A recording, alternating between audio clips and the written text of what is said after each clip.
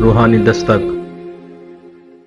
پتہ نہیں کیا وجہ ہے کہ پریشانیاں میرا پیچھا نہیں چھوڑتی، پتہ نہیں کیا وجہ ہے کہ مشکلات مجھے گھیرے رہتی ہیں، پتہ نہیں کیا وجہ ہے کہ اندھیرے میرے چار سو بڑھتے جا رہے ہیں، پتہ نہیں کیا وجہ ہے کہ ایک تکلیف جاتی ہے اور دوسری تکلیف آ جاتی ہے، پتہ نہیں میری زندگی میں سکون، اطمینان، چین کب آئے گا۔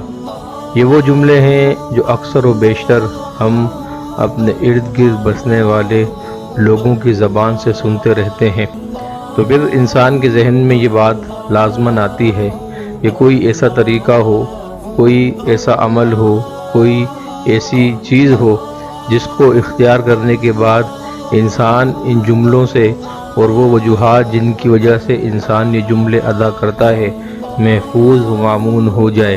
آج ایک نہایت ہی خوبصورت دعا جو کہ حضرت ایوب علیہ السلام کی دعا ہے لے کر حاضر ہوئے ہیں۔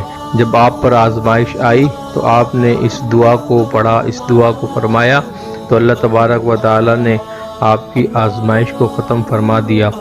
آپ بھی اگر کسی پریشانی میں مبتلا ہیں، کسی تکلیف میں مبتلا ہیں یا اپنے آپ کو کسی آنے والی پریشانی یا تکلیف سے محفوظ رکھنا چاہتے ہیں تو اس دعا کو پڑھیے۔ بسم اللہ الرحمن الرحیم۔ رب انی مسنی الضر وانت ارحم الراحمین۔